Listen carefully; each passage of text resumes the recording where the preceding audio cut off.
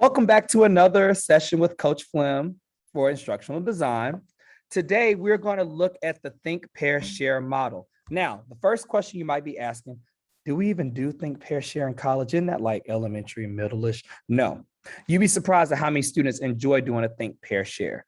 One, it helps answer questions that students might have that they might not want to ask out in public. Two, it works with communication skills amongst their peers. And three, it allows discussion. It allows collaboration among partners. So, and what you can do, especially for disciplines like English, social studies, communications, and even business, you are able to do think, pair, shares where they can compare the answers to each person. You can also use this when you do Canvas collaborations. So I have a model that I want to show you really quickly. I'm going to share the screen.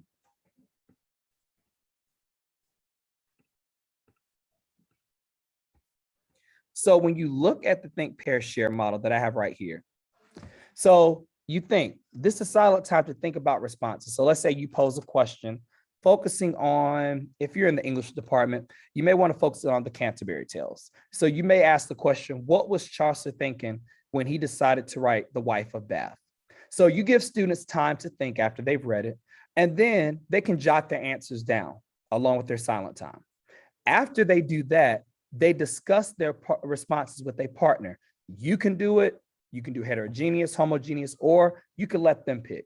Most of the time, if you pick it the first time, they'll understand, okay, I don't want my professor picking or my teacher picking, so I'm gonna do right and pick the right partner.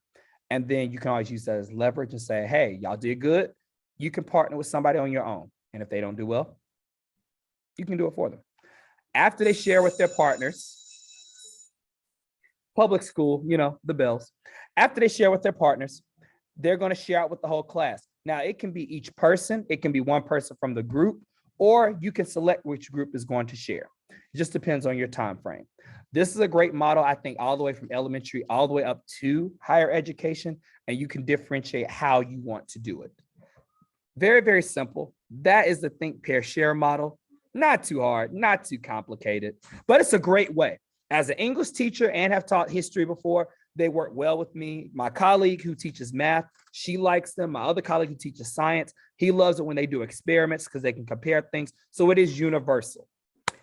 This has been another session with Coach Flem, and this is dealing with Think, Pair, Share. Have a great one, guys.